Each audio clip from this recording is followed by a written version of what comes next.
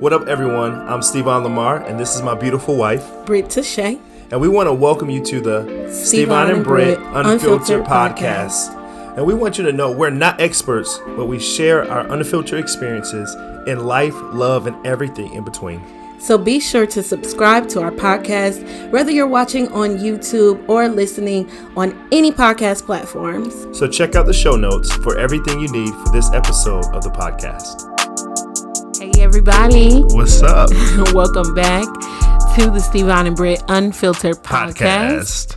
And today it's season 1, episode 2. We're excited. And I want to take a pause real quick because when you are starting a podcast, you really don't know what all goes into it. You don't. And we are learning a lot, y'all. Yes. From the tech side of things, it's a lot. It's complicated. And there are some resources out there, but everybody's not talking about all the different hurdles that you're going to come across. And all tech is not treated equally. No. And I feel like there needs to be, maybe we're the people that should create the resources out there in YouTube, on how to start the podcast, because point A to point Z. Yes. And I mean, there are videos out there, but you never know what type of issues you're going to come across. Mm-hmm. We've come across video, we come across audio issues. And so we are learning, but we're here. We're not quitting. We're not backing up. We're doing this because we really, truly feel like this is a part of our purpose, I guess you can say, to show life in a more authentic, unfiltered way. Yeah. I love that. Yep. So let's get into it. Enough of the soliloquy, but I wanted to keep it real since it is unfiltered. Everything that you see has not been easy, but we are here. We're going to show up. So these are real smiles, though. Yeah. We're happy about it, though. So let's get into it. Welcome back. If you are coming back, and if this is your first time listening, thank you so much for checking out the podcast. And today, we're kind of bridging off of what we talked about in episode 1. So if you missed that, go back and take a listen. We talked about if we knew then what we know now. Lessons in getting married young, because we got married young. Then and now. No, that's not the lyrics, babe. It's here and now. Here and now. I mean, it can work. Remix. He's always getting lyrics wrong, by the way. So. Blame it on my dad. We'll talk about that story another day. Yeah, that's another story for another day, but it's hilarious. But anyway, so the first podcast, we talked about our own personal journeys and things that we wish we would have dealt with individually in our own personal journeys before we got married. And so we talked about our own personal brokenness that we wish that we, just kind of maybe did therapy or actually addressed it, because we uncovered those things together. Yeah. And so we had to walk through those things together. And when you're young, it's probably not the best recipe. Especially before 25.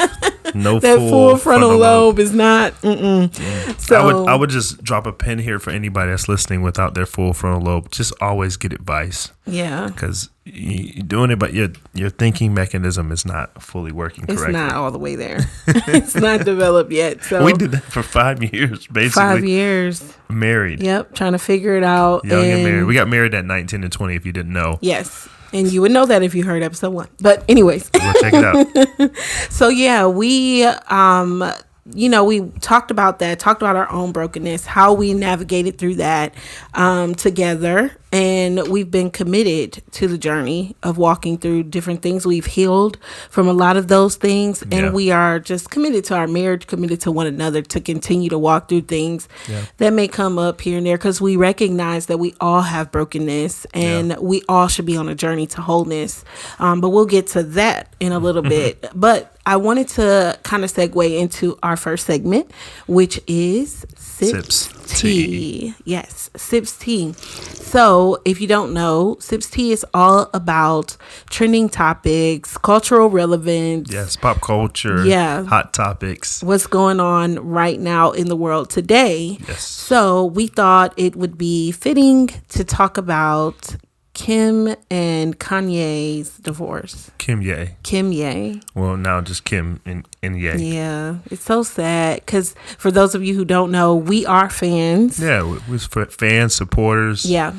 Of a lot of the good things they've done. So of Kanye, we've always been fans of him. Yeah. And we've been fans of keeping up with the Kardashians and watching their family just kind of, I guess, hand claps to their hustle. Yeah. You know, doing it as a family. Yeah, trying to do it together. Yeah. You know? I mean, me and Brittany are big family people, so that's what we connect to. It's just the family and how they stick together. Yeah. And so it's just sad to see this part of the family be broken up. And I know it's not easy on both sides. So. Yeah, for sure. And so we're not here to pick at their story or their marriage. We recognize, like I said earlier, that everyone has brokenness, but there are lessons that can be learned in everyone's story. Yeah. That's why we read books and everything, Seriously. right? It's so we can learn from everyone's experiences and just kind of take from that different things that we can apply to our own journey. Yeah, I mean, it's not to throw shade. It's more so to,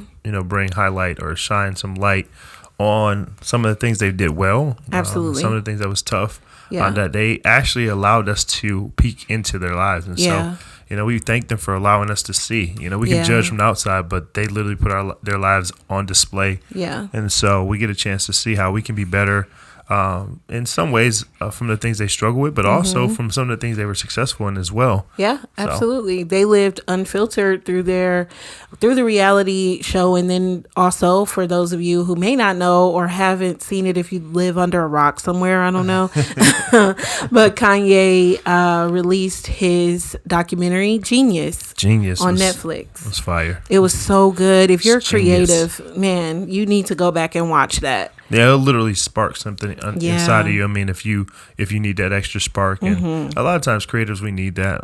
Sometimes we have concepts and ideas that come, and then sometimes we get discouraged and we feel melancholy sometimes and have those ups and downs, and so it takes a little inspiration. And so, absolutely, seeing that, man, that thing definitely pushed me. I know it did for Britt as well. And I think it helps to push us past, like, when we have moments of tech issues, like with our own, whether it be YouTube or whether it be the podcast. It's like, man, Kanye fought through literally being rejected and all different. I don't want to tell because spoilers, right? Like, so please watch it. But even him being smart enough to document at the time, like we're always documenting the highlights. Right. This dude was documenting the tough days on the way. When you get a chance, you'll see it. Like people just passing them up and stuff like that. And so we don't never really want to show our low light. Right. Exactly. The struggle. Like if we show you the lights that's in this room that we're using to light this room, you'd be like, what? But we're trying to do our very best with our start. And I think that's the beauty. You know?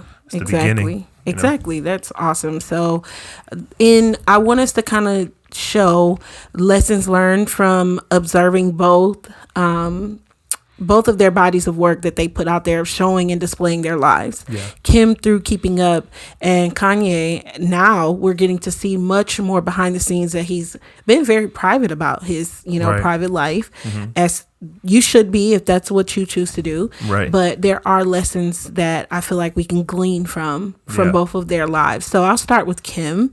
I noticed just through the thread of watching the show that Kim is in love with love. She loves being in relationships. She rarely takes a pause just to deal with self in between breakups. Like we've seen it through different patterns, whether it was with Reggie Bush, then jumping to Miles Austin, then from Miles Austin straight into a marriage with Chris Humphries. And then following that, there was not a long break between Chris and Kanye. And, here we are. And so I feel like the pattern that I'm seeing there is just if Kim would have taken time for self in between each relationship and just processing. You have to process each breakup, examine what happened. And a lot of times you have to look at self and take, ownership. What could I have done better? What did I contribute to the fallout and the breakup? So I think if she would have taken a little time to heal, that would have been very beneficial to her being able to move forward into another relationship and just deal with self. We don't look at self enough and get to really give self-care enough. Right. And I think those pauses in between relationships are so essential because you've been with someone, you've been lock and stepping your life with another person, and now you, in between a breakup, you get to take that time to be just about self and, take yourself out, go hang out with your girls, or just sit at home and chill, self-care day, process the breakup, process the emotions. It's a lot of emotions that go through. Seriously, with relationships. Yeah, relationships, especially into a breakup. And now we're seeing the same pattern continue. She's not even divorced yet, and she's already entering into a new relationship with the name that shall remain unnamed.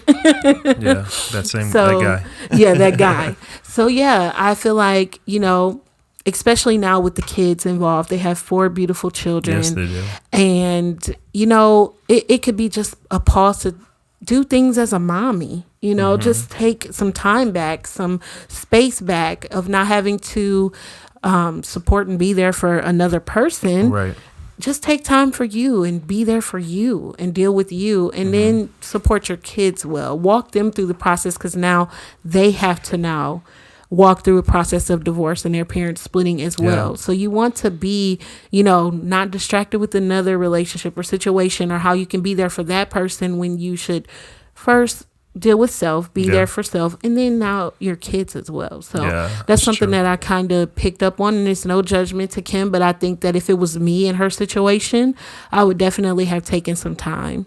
Yeah, time is essential to healing, right? Yeah. Me personally, I think that was great, babe. You being able to see that and identify that.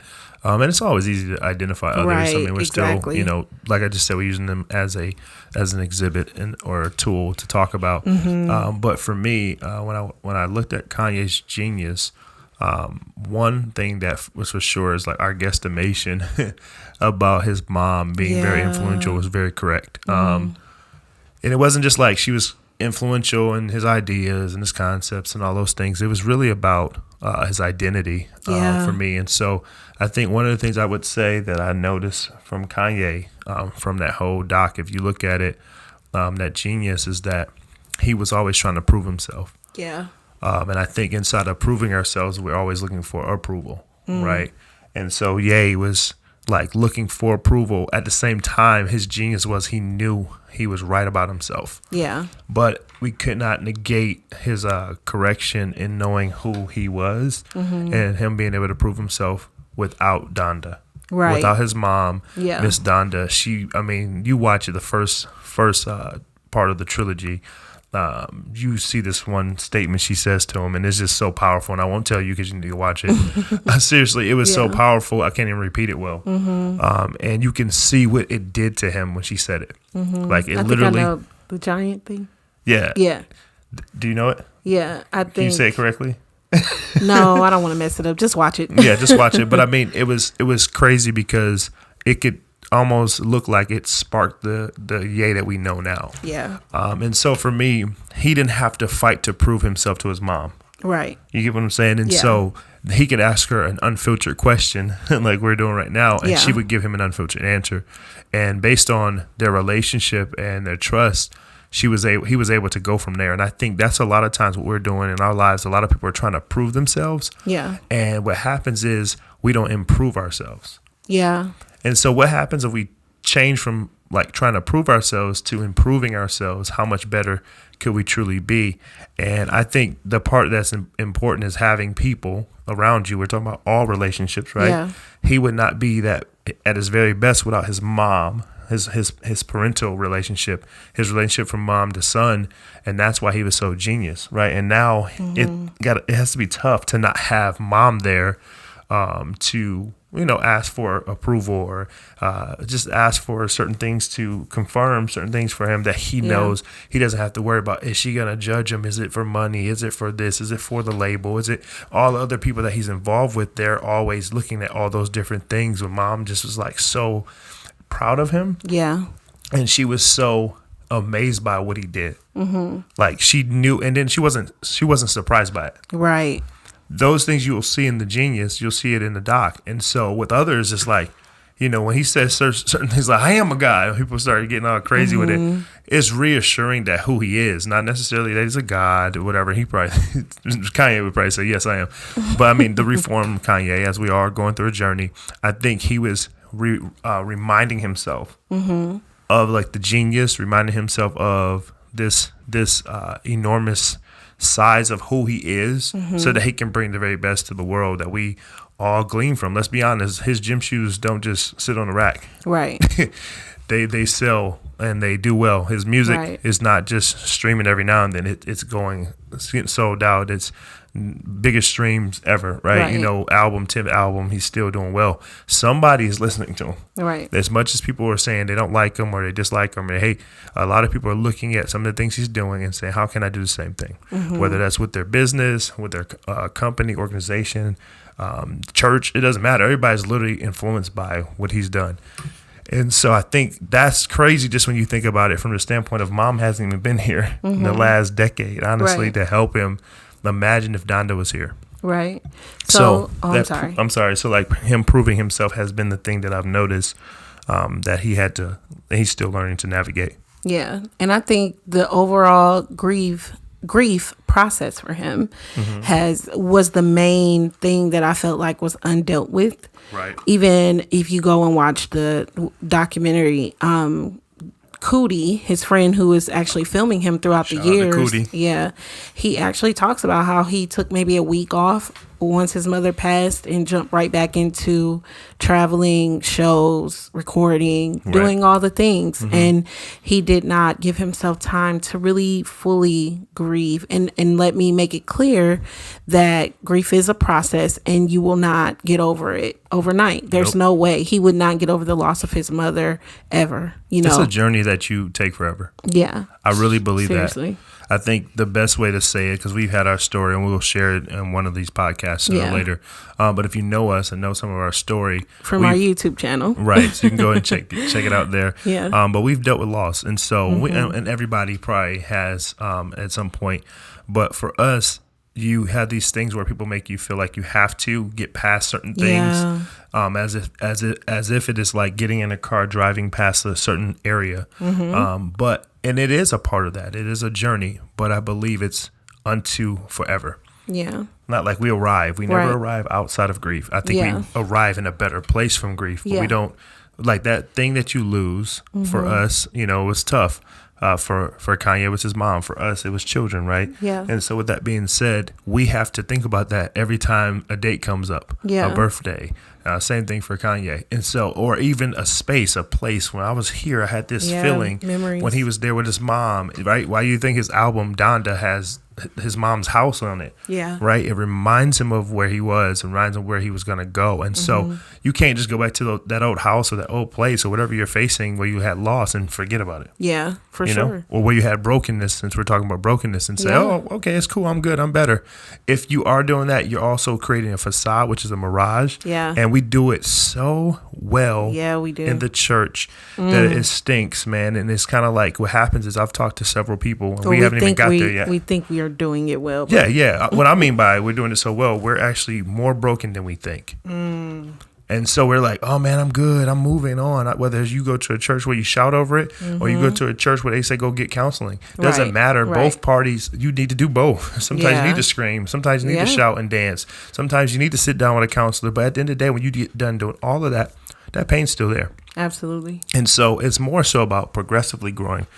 How are you moving forward daily versus that moment and seeing how you can be better when you deal with loss or brokenness. Absolutely. And I think that obviously any loss at that magnitude, it will break you. You know? Yeah, for sure. And so there's already brokenness that he had experienced. I know on the documentary he talks a little bit about porn. We're unfiltered here, guys. Yeah. So that's probably something that he didn't deal with, obviously. And I would drop a pin here because that's the part I thought was so dope. Like I was like super like, oh, I want to tell my church friends to watch it. And then they start thinking about me differently. And it's like, no, he's actually being more real than most of us are. And dealing with his brokenness or just, hey, at the end of the day, sometimes you're not even dealing with it. You're just exposing it. Yeah. At least he shared it. Yeah. And so I think that's the start, which we will talk about more here. And he probably at that point wasn't at a space where he thought thought that was wrong at all. Clearly, you know, no. And you know, it's all a journey. That's the point. It's a journey to wholeness. It's a journey through brokenness to wholeness, you know? Yeah. And so I feel like what I'm saying is that, on his way to wholeness, he discovered like there were already things that was broken. Obviously, we all have our own broken things, but then the loss of his mother, really, like that was a whole different level of breaking, right? And I feel like going through the proper steps and process of grief is so vital and essential to us arriving to wholeness and a better place in our mental health. Yeah. And I think that one thing for sure, his wife never met his mother. Right. He didn't get married until after he lost his mother. So he didn't process that and he didn't deal with that probably in the healthiest way possible. Yeah. And so then he had breakdowns and mental things that happened, and she probably wasn't equipped to be able to walk with him through that, you know. So it's like if my point in saying all of this is that if they both would have dealt with these issues, then maybe, just possibly, the marriage could have lasted. Yeah. You know, eternally, forever, which is what the hope of marriage is, right? Yes. Or just longer. And a lot of people try to throw shade at them. Oh, it lasted longer than what I thought it would, you know, because they lasted 7 years, I think. But it's like, why do we always put negative thoughts on people's, you know, experience of what we think, just based off of what we know? Even us knowing all of these elements at play before they even got married, it's not my place to say, oh, they probably won't make it past, you know, 1 year, 5 years. Like, no, like I'm hoping the best for, you know, their journey. Even now, like you said, we still hope there's a hope, a chance that they could even work it out. I'm still believing. Like, I'm rooting for them. Right. You know? Even though we know like it's looking like it's over. But I'm not giving up. I got a Rudy in my spirit. Oh my gosh. He's so Rudy, churchy. it was never over for Rudy. Churchy, you know? For no reason. That's going to be another podcast. No, but yeah, that's pretty much what we wanted to talk about. And once again, we're not judging Kim or KimYe. We are just observing life lessons. Right. And thanks to them for displaying their life for us to see. And we display our lives on our YouTube channel. Yeah, we do. Where we hope that people can gain something from our experiences. And that's the way we believe that life should be done, especially as Christians, because a lot of times we put on the, like you talked about earlier, the facade, and we see the perfect side of people and pastors and leaders, but we don't really get to see them walk through things. It's like they are up here and then something happens and they fall and we're like, wait a minute, but I thought everything was so great, right? We'll talk about that in another podcast. But we think that living your life vulnerably and upfront through sharing your journey on YouTube or whatever your outlet is, it helps people to see, oh, I can get through it as well. If they walk through and navigated that, I can navigate through my situation as well. I don't have to give up or quit, and maybe even learn something from us. Yeah, so, I mean, that's what the scripture says, like a city on a hill can't be hidden, right? You don't light a lamp and hide it under a bushel or hide it under shade. And a lot of us have been shading our lives and wondering why people can't see light. Yeah. You know, and light doesn't always have to be perfect, right? Like, we have to show some of the things we face that are tough to help people get through it, right? I love David. I love Abraham and all those good guys. You can go through the Bible and see all these great guys. But what happens if the young men in my neighborhood see me? Like, yeah, David is a good story and all these other guys, but like I said, they see me in real time. Yeah. And so we are getting a chance to see Kim and KimYe in real time and how they process and go through and get through. And so we want to be able to use that as a light, and that's what the Sip Tea segment is about, is trying to like highlight some stuff, and some stuff gonna be crazy. Some stuff like, just gonna be fun. Oh my gosh, you know. But for this one, I think this is very appropriate for this particular topic today. So with that being said, let's wrap up this segment and go right into our next segment, which is Pillow Talk. You gotta whisper it, baby. Pillow Talk. Pillow Talk. You know, it's where, you know, most times you're more intimate and you share more intimate things. It's more relaxed. You're more laid back. Yeah. And we want to have a conversation about that today. Yes. So all our Pillow Talk is all about brokenness. It's how brokenness affects you and your relationships. And so Plural. let's go ahead and get right into it. I want to first open this up with a quote that I read and thought it would be cool to read. So the quote says, "Sometimes we can overlook our spouse's story if we don't have a broader understanding of brokenness. I go so far to say that if we only look to simple solutions, we'll miss some opportunities to truly care for our spouse holistically." So what this means to me is understanding and dealing with your own brokenness helps you to become whole, which also allows you to become a better partner, better spouse, holistically. Right. And so I want to jump with that thought right into our first question, which is, what's an example of brokenness that you had to deal with to make you better or make you a better spouse for me? I think for me, it would probably be not relying on you for approval.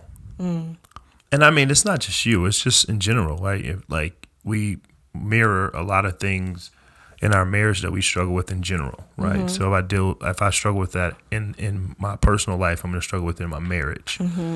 And so for me early on, I mean, like I said, I've done a lot of things. I'm creative. I can design, I can rap, I can write, I preach, do a lot of things that, requires approval. Or sometimes it doesn't require approval, but you'll hear about it later based on people's feeling about it or whatever. And so a lot of times you do need some type of opportunity to share with someone before you share it to the masses. Yeah. And, like talking about I was watching Genius, and he has all these different guys in the studio listening to different things, and he likes it and he thinks this works. So he's looking for approval as well. So and we all kind of do that, just like, you're like, what do you think about this dress, babe? We all do that. But when you begin to go from wanting it to needing it. And so for me, I started to notice early on, like I needed it. And it's okay if I want it, but to need it, it's not right. Right. And so I put you in a bad place, essentially, because that was not realistic. Like I was putting you in a tough place for that. And so what happened was, every time I needed approval, I'm waiting for your approval. I'm not doing what I know how to do without you. And there's nothing wrong with like certain things we may need question. I'm not even just talking about design and, my ability to do different things. I'm talking about a grocery list or maybe a gift or whatever. It's like, just do it, And so on that journey, I would catch myself second guessing myself, right? And needing that approval all the time. And it wasn't healthy for us. And so it was when I had to figure out, like I talk about this, I preached about this maybe 2 years ago to a group of college students, saying I used to. And not to say that I don't ask for my wife's approval, not to say that I don't need it at times. What I'm saying is, like, needing it all 100% of the time wasn't healthy. And so now, like the other day, I had a nice shirt on ironing, and he was telling me, I don't like that shirt. It don't really go. I'm like, this island shirt gonna be popping today. He's looking like an island boy. And I mean, I wore it, and I got compliments. But if I didn't get compliments, it didn't matter to me, because I know and I have confidence in myself, and I know I don't need approval on everything. Yeah. But if I don't mind if you give it to me, and that was helpful in my approach and the journey of us being married. Been married for 15 years, and clearly just to help anybody out there. 15 years this year. 15 years this year and counting, right? And so I think, just to help you out there, like, it's okay to, want it, but don't rely on it, because at the end of the day, it's unhealthy. Yeah. But, hearing you talk about that, it ties me back to your love language, which number 2 for you is words of affirmation. Yes, totally. And so it's crazy how, really, I feel like that's what you feel like you need. Right. It is a need for you. Yeah, that's true. Because it's something that shows you that you are being loved the way you need to be loved. Yeah. But I do agree that if you are relying on it, it can become unhealthy for you. Right. It's not realistic. Yeah, because every time, like, I literally have to. His number 1 love language is physical touch, and then second is words of affirmation. And so I have to, like, remind myself, like, I don't mind touching him and being hugged up and all that stuff, but I have to remind myself, like, oh yeah, like, say something like, you look nice today. I like how you put that together. Or, baby, did such a great job. Like, especially in marriage, you can get so used to correcting in a sense and saying the adjustments that need to be made. Like, for instance, making this podcast, he has a very tech side, but this is all new. And so just as much as I may say, hey babe, did you look up this, or did you research that, and I leave all the tech side to him, well, when you actually figure something out and you conquer it, then I have to go, just as much as I've said, oh, did you do this, or make a suggestion, I have to say, babe, you did such a good job with that. I appreciate you staying up late, fixing this, editing that. I appreciate you. I see you. And so it's not so much that you rely on it, but it is a need for you. I mean, I think even you saying it right there made me feel a little good inside just now. And it's my thing is, we get into a culture where I don't need nobody, right? And I get it. Sometimes you gotta be at yourself, because you gotta tell yourself that, because it ain't always be somebody there. There's people that grew up without fathers. There's people that don't have spouses or a significant other helping them raise kids. And they're doing an amazing job. Like my sisters out there. Shout out to Britt and Bon. But I think at the end of the day, you still need people. You know what I'm saying? And so hearing that and knowing that you have someone by your side and they got your back. And like I said, it's more about the relying on it. Like, me needing it is not necessarily totally unhealthy, but me relying on it all the time is not right. And so the other part is knowing how a person's wired. So you know that. And like you asked me the other day, babe, like, do I give you enough words of affirmation? Seriously. I was like, I started thinking like, I don't know. Like, yeah, I think so. And then, you start saying, okay, and I seen you like a couple of days later start saying something to me, and I literally was like, do you really think so? I'm smiling from ear to ear, because literally that's how I was, I guess, raised. And I think that's a part of it too. Like, my mom and my dad spoken to me very early, and I think it developed an appreciation for it. That's probably what it is. Like that appreciation for, like, wow, that's needed. Like, I would do something at the house. I'm not just talking about at school or something in the community that are like, good job, son. I would rearrange the living room. That's the creative side of me. And I was hoping I didn't get in trouble one time. I did that at my mom's house, and she was like, boy, you better be glad I like it, because you was gonna get a whooping or something. But it was like that right there. It was approval. It was that love and saying, I affirm you, son. Like, good job. And so it was developed very early. Absolutely. And that means that for me, I have to be even more intentional about giving that to you, which is what, when I asked you that and you noticed it, I've been trying to work on it more and more and being more intentional about it. But, I don't have a reminder set in my phone, give SteveVon a compliment today, but I'm trying to be more aware, and be more intentional about how I can give that love to you, because I want you to be loved in the way that you need to be loved, and not in the way that I think you need to be loved, or how I want to be loved, So I get it. I get what you're saying. So, I mean, before we go to this question with you, I'm going to ask you this real fast, just for them. Like, what's your love language? I'm pretty sure the first one's quality time, right? And acts of kindness or acts of service. I kind of feel like acts of service and gifts are kind of like borderline similar, the same. Yeah, that's true. So but then again, a gift could be like me bringing something home, but like acts of service could be me rubbing your feet, and you love that. That's true. And another thing, people that have gifts as a top love language get like a lot of flack or whatever, but people don't realize that people who have gifts in their top love languages also like to give gifts and like want to give to others as well. Yeah, we usually give back what we like to receive. Right, exactly. So my top love language is quality time. QT. Obviously. QT for the QT. Like, this podcast is like amazing because we get to sit in the room and talk, and it's intentional, Aww. And so, but to answer the question about an example of brokenness that I had to deal with was my past with relationships that dealt with cheating and all of that.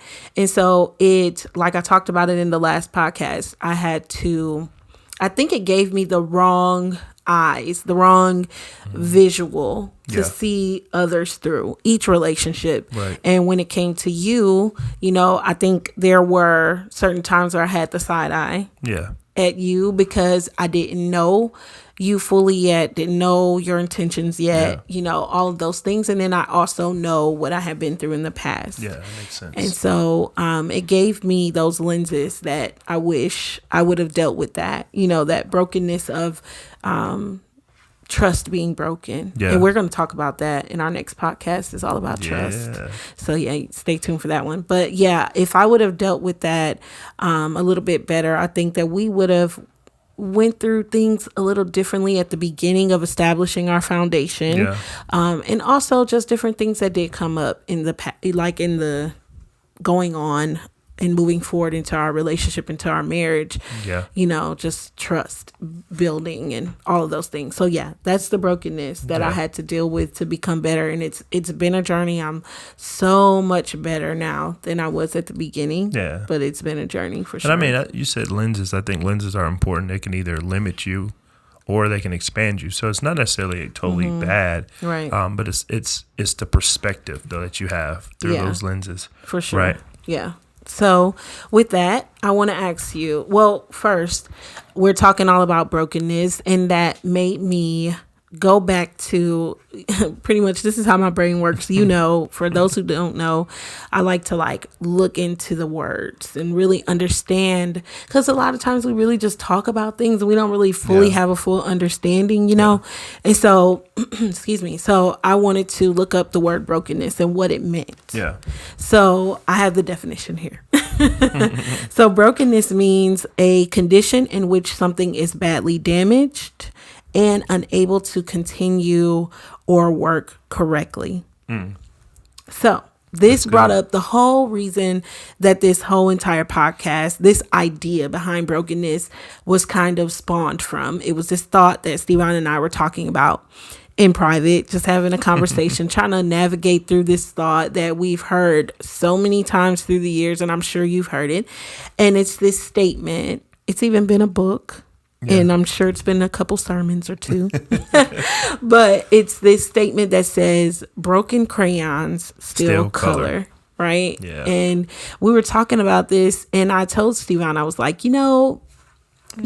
broken crayons do still color, but is that the best experience? Is that the best coloring experience that a person can have? Not when I was a teenager, or I would say a kid. You're in kindergarten and broke a crayon. Terrible. For me, I want to take it to a practical, super practical place. And I just remember trying to color with broken crayons, and it wasn't popping. Nah, it wasn't. You can't even color right. The whole vibe of coloring the lines and shading, all the little things that are important in color. It's not it.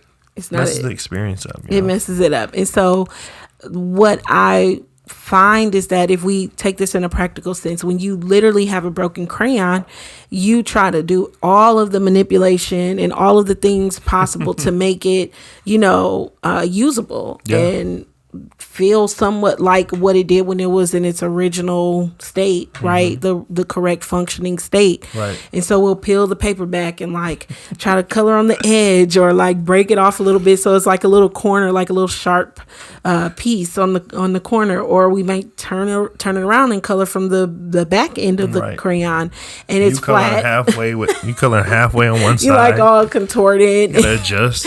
Trying to color, and it's man, that's exactly what we do in our actual lives with brokenness. We try to adjust. We try to, make it fit, make it work, make it be something that it's not manipulate in order for it to seem as if it's whole, as if we're whole, as if you're dealing with the entirety of who I am as a person, and not trying to deal with those cracks, the brokenness, and the things that need to be dealt with. Yeah, it's you ever had a car accident or the car gets a little damaged, and the one says damaged cars still drive. They do, but they have a little issue. You ever had the power steering go out? Yes. It's harder to turn. It's harder to do everything.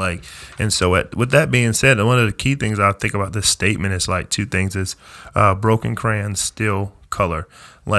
One, the key word is still. It does actually still do what it's supposed to do, but it doesn't necessarily color correctly. Not at its best ability. Right. Like, is it coloring correctly? Right. Like, no, it's an incorrect opportunity to use the crayon, right? And so a lot of times, that's what we do with our brokenness. It's like, yeah, can I still, I'm still alive. I'm still here. I didn't give up. You know, the whole Antoine Fisher. I'm still standing. I'm still strong. Right. You know, it's like, you are, but you broken, homeboy. Like, did you actually pause and really work on that brokenness? I love that movie. I didn't even plan to talk about that, but like when you think about it, Denzel, who plays his like lieutenant or whatever, he walks him through a process of being healed and talking to his mom and all the things he avoided. And he went to the army to prove that he was something. And we are doing, a lot of us are doing that. We're proving ourselves through all these different things, but we're not dealing with the thing that we're really struggling with and we're really battling, because a lot of times our brokenness is tied to our battle. Like, what are you battling with and battling through? Yeah. Like, I love what Kanye said a couple years ago when everybody's like, he's going crazy, he's doing this, right? It's like, man, yeah, he's always been going crazy. If you really think about it, like, it's pretty much a normal state. And when I say that, I'm not saying that in a disrespectful way. What I'm saying is, to get to genius, you have to become crazy, because everybody's doing the mundane thing, mediocre, just doing the same thing, and somebody has to change the narrative. They have to shift and challenge the status quo. And Ye's always been that guy. And whenever you change status quo or go against the grain of the normalcy of what everybody's doing, you automatically get caught crazy until it happens. Right. Now he's a billionaire. The craziness talk has shifted a little bit. It's still there, but it's shifted, and it's because of his craziness that those things have happened and come to pass. But he said this one line when he was being interviewed by Charlemagne, I believe. He said something like, "I didn't break down, I broke through." Yeah. And, you know, a lot of people say, yeah, that was good. That's a good word to say. But no, legit, I think it takes breaking down to break through. A lot of times we don't want to get to break down. Right. That's why we never get to break through. Right. And a lot of us, especially in the church, we're like dancing and shouting and running around the issue. Right. Versus saying, yo, this stinks. It sucks. I'm pissed. Gotta deal with it. I believe for this many years, I've been praying for this. I done tried all these different things and it still ain't working. Right. You get to that place, that's where breakdown is happening, and now breakthrough is about to happen. But we don't want to get to that place, because that means that we don't look like Christ, or we don't look like we're all together. Right. Like, that's where breakthrough happens, is when we actually see brokenness and actually allow ourselves to deal with it and not run away from it. The crayon is not coloring. Yeah. When you get to that place and you're like, okay, it's coloring, but it's not coloring correctly. Right. Now we can go somewhere from here. Yeah. And it's also about the experience part. I want to kind of key in on that word, because it's not just the experience that you're having alone with yourself. It's also the experience that others are having with you. Right. You know, you think that you're masking it. You think that you're hiding it, manipulating it. Fake it till you make it. People can feel it or see it. Yep. Some people, most people. You know what I'm saying? And I don't want anybody to get that false perception of me, you know, like, and I'm not saying walk around, woe is me, broken, obviously, you know, but it's dealing with it. It's being vulnerable. It's being open. You know, it's not just trying to navigate through it and keep the brokenness. It's how can I arrive at wholeness? So that actually kind of segues into something else I kind of want to talk about, which we're going to get into wholeness. But real quick, I have a quick question, actually. Would you, or do you think that you should date someone that is broken? I mean, because I know the Christian side of us wants to be like, oh, everybody deserves a chance and everybody deserves love and all of this and that, right? Yeah. But at the end of the day, a dating relationship is different than like a ministry situation. You know what I'm saying? Like, we don't want it. We're not giving up on people that are broken. We want to minister to them and see Christ bring them to a place of wholeness and walk them through the journey. But actually dating and trying to develop a serious relationship with someone that you know is broken, do you advise that? More so than worrying about if someone else is broken, it's more so worrying about, are you whole? I think worrying about our brokenness prior to getting with someone is helpful. Yeah. Like, I don't know, because we always talk about finding the right one, and is that the right one? Like, honestly, are you the right one? Like, are you the one preparing yourself to be whole for another person? You know? Yeah. Like, you know what I'm saying? Like, a lot of times, like, you even hear in the church, people be like, I ain't coming to God until I get it together. Like, what? You're never going to get together if you don't come to God. Right. Like, to be honest. And not just God, but anything. Like, it's like saying, I'm never going to work out until I get it together. You got to go to the gym. You got to get a personal trainer. Right. Like sometimes it's going to, that's where the getting it together happens. But a lot of times I think we're like, we won't say that about dating sometimes, though. We won't like put ourselves in position because we want to be loved or we want to give some love to somebody else, like you mentioned earlier about Kim. And it's like, what happens if you pull back and see like some of your cracks, some of your brokenness, and say, okay, how can which ones? Like, I see 5-6 things that not just I see, but everybody else keeps mentioning to me. How can I fix some of these? If it's just 2 this summer, maybe it ain't a hot girl summer, but it's you working on your brokenness and not your body. That's true. You feel me? That's true. Like, what happens if you do that and you make yourself better for people in general, not just the person you may date, but like, I don't know if you notice, sometimes people don't want to be around you. Like, your energy is so off. Right? Like, I love what Big Sean says, energy is the first language that I speak. Like, and it's true. It's the first language that we hear, feel before anybody opens their mouth. Do you ever see somebody walk into a room and tear up the whole mood? Yes. Because they energy off? But I've also been in rooms, including myself, and I would change the room just because I'm excited and I'm happy. You know? And sometimes I've been a part of the room where I messed it up. So I ain't going to front like I'm all perfect. Exactly. I'm just saying, we all been there. But my thing is, what happens if you work on you, boo-boo? Like, what if you do that this summer? You know? And you work on 2 of the 5 things. You may not get all 5, but 2, you're like, I got these 2. Now, the other 3 going to take some counseling, some deep healing. But I think if you 2 work of on the 5 things are you talking about? I said, what if you have 5 things that you're struggling with? Okay. You're tracking with me? So it's like, if you work on 2 for yourself, there's still 3 left, but at least you worked on 2. You ain't struggling with 5. You know what I'm saying? That reminds me of if we go back to the crayon analogy, is when when they came out with the crayon box with the sharpener on it. Yeah, that was lit. Like, that made, I ain't gonna lie, that made the experience better. Right. And it was no more manipulation of the crayon or trying to find a new one. That's something too.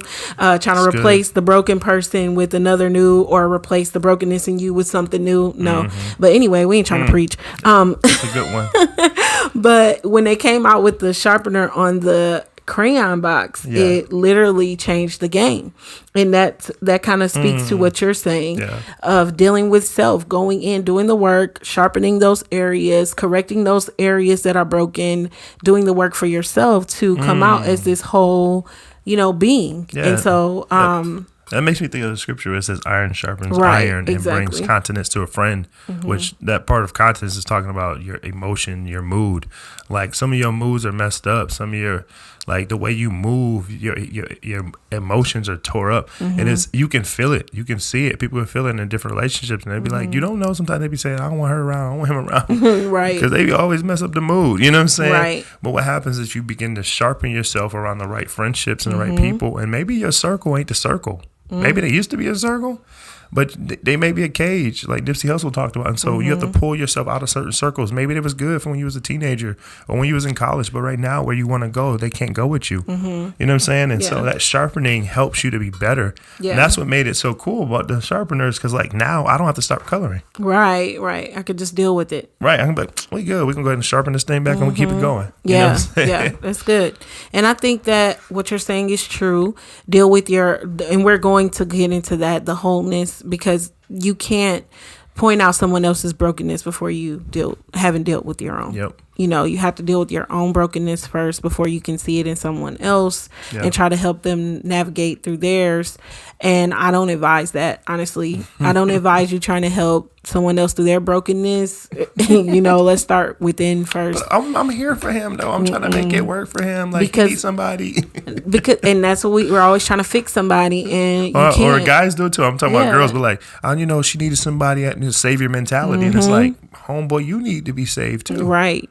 Whose song is that? Don't save her. She don't want to be saved, right? No, but seriously, because you go trying to save them somewhere where they don't want to be saved, and now you hurt, because you wasted time or whatever. But you're right. We do need to deal with the brokenness inside of ourselves before we try to help others. And it's different when you marry a person and you married into their brokenness that was undealt with. Maybe you were ignorant to dealing with these things or going through a process of wholeness like we were. And you got married and there were broken things that needed to be dealt with and fixed. And then it's your responsibility to walk through the journey with them. But if you're dating and you can help it, for me, I'm going to answer the question. I would say, if you notice that there are spaces in a person that they are not trying to deal with, that are broken, then I would caution, just yield a little bit, I like that. Yeah. It's not a stop. It's just it's a pause. Yeah, exactly. And there's something that I came across that was talking about brokenness in relationships, which they were saying when you love someone that is broken, sometimes their love can be used to fill those spaces, or your love, sometimes your love can be used to fill those spaces where that brokenness lives. Like grout. Exactly. Exactly. Just like a vase that may have fallen and you got to use the super glue. You're the super glue now that's holding this person together. So if something happens or if your feelings change and you walk away, what that person's going to go back to being broken, probably going to hurt worse. So they have to. And vice versa. Now, if you're the person that needs the grout or you're the mosaic that's, being put together by them being in place, when they're not there, you can't put back function together again. Exactly. Humpty Dumpty generation. Right. And so you have to be willing to deal with your own brokenness, and they have to be willing to do the same and journey to wholeness so that we come to this situation in this relationship both whole. That segues perfectly actually into what our next part of the conversation is. First off, as we're talking about that, coming to the relationship both whole, I feel like God kind of showed me this when we did the panel with the young people a few weeks back, and with the youth, and we were talking about relationships and all of that, and God kind of put this in my spirit. I'm gonna be a little churchy for a second. Relationship goals. But I feel like we have the equation to relationships off. Yeah, because my girl B, Beyonce, Queen B, I love you. It's not a knock to you, but she even says it in our song, 1 + 1 = 2. Sing it again. No, I'm not gonna sing. But 1 + 1 = 2, and I feel like we have the equation off. We should look at relationships as 1 × 1 = 1, and that means that one whole person with times another whole person equals a whole relationship. That's good. So if we work on us being whole individually, when we come together, the relationship will be whole. Right. And so I feel like that's something that as a people, just if we put that out there, if we start dealing with self, working on self, then we can have long-lasting relationships. We can have more holistic relationships, as we talked about at the beginning of the podcast. Yeah. And I want to bring this to, our generation, millennials, because we're more aware of self-care and mental health and all of those things. So if you continue to journey through life and you notice your brokenness and you start to deal with those places, it will make you a better spouse. It will make you a better partner. And don't do it just for that. Do it for you, number one, so that you can be whole. But also when it comes time to have a partner or spouse, you will be in that place of wholeness. That's right. And recognize that wholeness is not just, I guess it is a destination, but it's a journey. It's more journey than destination. Right. Like you don't arrive, there overnight. It's a destination that you have to work to get towards. It's a journey in getting to wholeness. I would say I love that work to get towards versus run to get towards. Yeah. I think it's more so enjoying the scenic route on the way to that journey. Yeah. You ever been on a trip, you're just like, I can't wait till we get to that place. I can't wait till we get to our destination. And what happens is you missed out on all the scenery that was around you. And what if that was a part of the healing? Yeah. What if that was a part of healing as well? You're journeying, you're seeing different things grow and become, and or even unbecome, because some things we have to unbecome to become. Whether it was the way we grew up, how we were wired, how we were treated. Some of us were spoiled, some of us weren't. So it's just like letting those things fall off that don't need to be there for you to be better. And then some things you need to build up, because sometimes you've been talked down to, so now you don't have confidence, or maybe you was talked up too much and you got too much confidence. So it varies on both sides, but more so it's just enjoying the scenery as you become better. And I love the 1 times 1 equals 2, 1 multiply 1 equals 1 multiplied by 1 equals 1. Yeah, I said it the wrong way, but right, in which that's the problem. We've been seeing it the wrong way. But I love that even in the scripture, it says that he said to be fruitful and multiply when he was talking about marriage. And so maybe multiplication, it was his intention from the beginning. From the beginning, his intention was always the equation of multiplication. Right. And so what happens if we come into this equation whole? Yeah. Right? Or at least working towards wholeness, right? And then now both parties understand that we're working towards it, we're walking towards it, we're in lockstep, right? Yeah. And that's where you can start to see fullness in your relationship, and not incompletion. And we want you to know that wholeness, like we said, it is a journey, but also you have everything inside of you to unlock wholeness. It's not found in someone else. It's not found in something else. It's already within you. You just have to unlock it. And along the journey, you discover those ways to unlock more and more wholeness. And it's acceptance, honestly. Yeah. It's accepting all the parts of who you are. The good, the bad, the ugly, the imperfect, everything. It's a process, and it's self-acceptance and discovery. But you can't have like the acceptance without acknowledgement, right? And so the self-discovery is, whoa, they were right. Or maybe, whoa, I didn't see this. Right? We look in the mirror at ourselves a lot of times in the morning, getting ready, or sometimes we avoid them. That speaks to a lot of our situation, right? Yeah. Whether you look at it too much or you avoid it, at the end of the day, there's some flaws and some things we have to work on to become better. And the more we walk past the mirror so we don't see it, or the more we focus in on it in the mirror and still don't acknowledge it, will cause us to not unlock the thing that's down inside of us. And so it starts with acknowledgement, and it continues with acceptance. And I think that's where the healing process will start to begin. Absolutely. And I know for some people, they're probably thinking, oh my God, this sounds too good to be true. There's no way, because I've been dealing with this situation since I was a kid, since I was a little girl, a little boy. Like, there's no way that I can get over this. There's no way I can overcome this. I get it. Because a lot of times, especially in church, we get, told you just name it and claim it. You just speak it into existence. And even in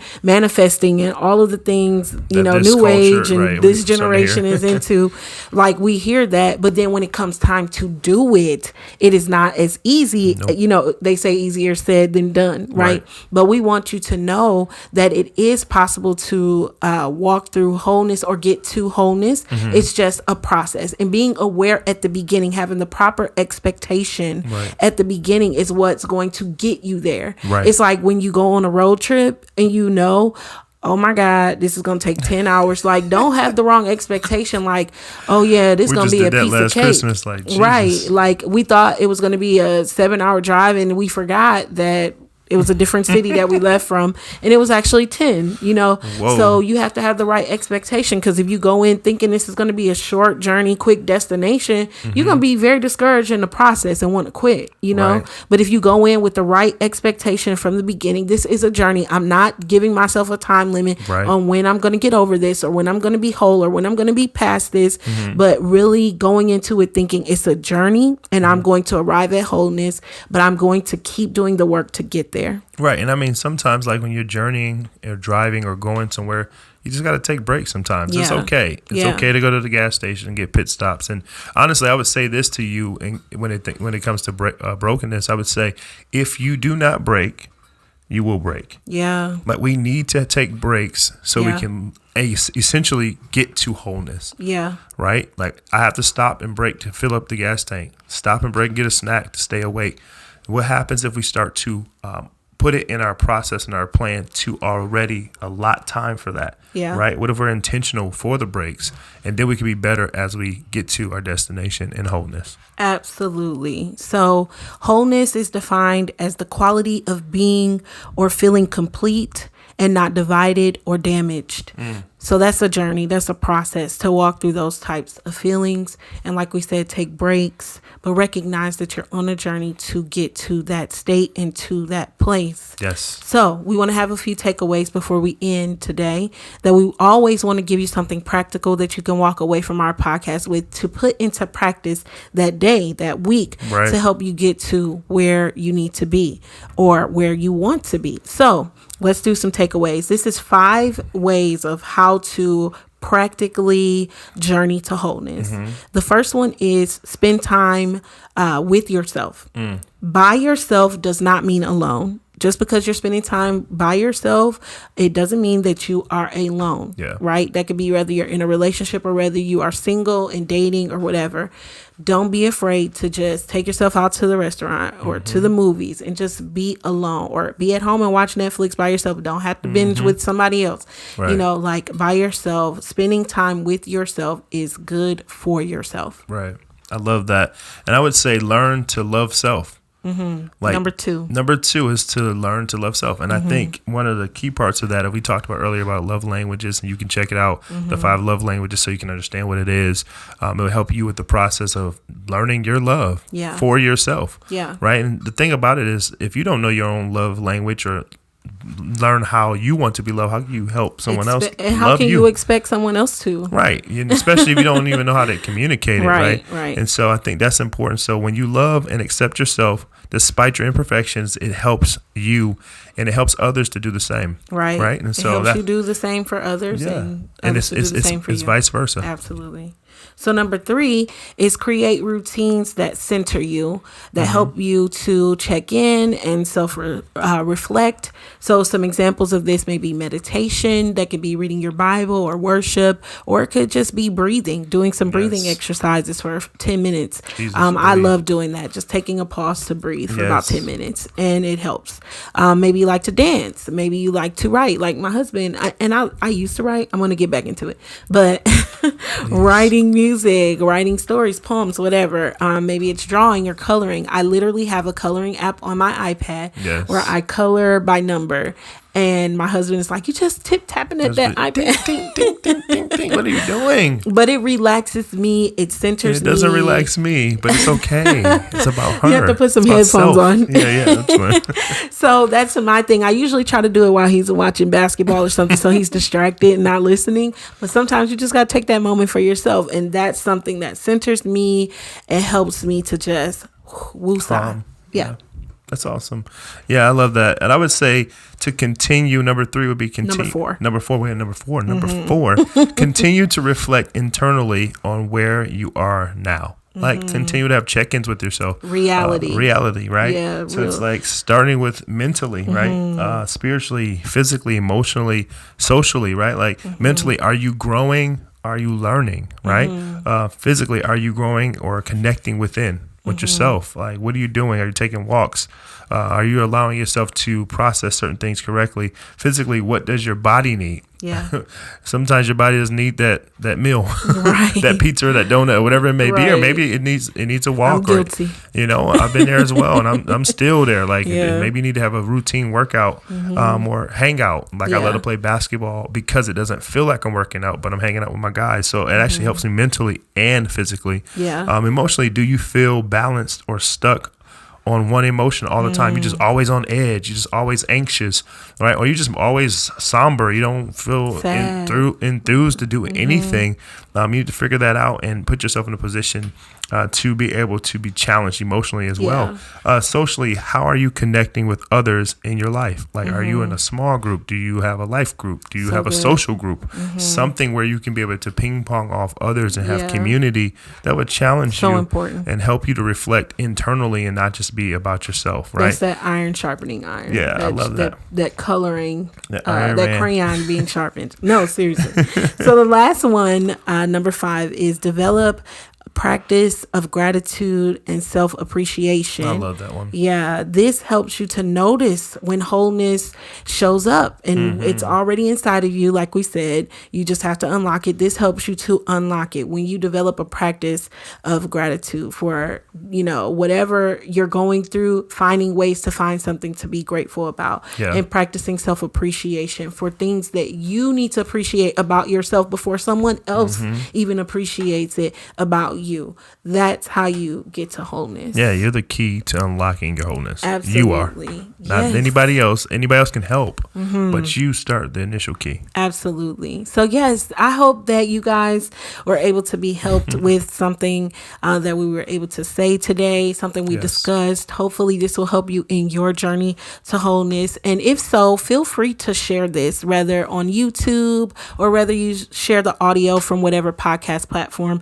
you're listening to. Go ahead and hit the subscribe button. Yeah, please do that. Yeah, share this, because some people have not heard things like this and they need to hear to be free from the brokenness that's trying to hold them back. Yeah. And we want to give this to anyone as a resource. So So this is free, and all we just ask is that you share it. So we appreciate that, and it just helps us to be better as a people. Absolutely. And if you have any questions for us, or you want to be featured on the podcast, we have a link in our show notes that you can go ahead and click and literally ask us any question, and maybe we may feature you on the podcast. Yeah, come be our special guest with a question. We want to feature you, so please ask us a question, and maybe we'll build a whole podcast around it. You never know. Seriously. So be sure to subscribe on YouTube or wherever you listen to podcasts, and follow us on our IG page we just started at SteveVon and Britt. There's 2 E's, 2 V's, 2 T's. You're like, what are you talking about? Gosh. It'll be on the screen as well. But we want to thank you again if you're for joining listening us. though and you're not watching, you can click the link to our Instagram down below in the show notes. Very easy. Go ahead and do that so you can be connected with us. But we want to thank you again for this time. Thank you guys so much for listening, so much for watching. Until next time. Peace. Stay unfiltered.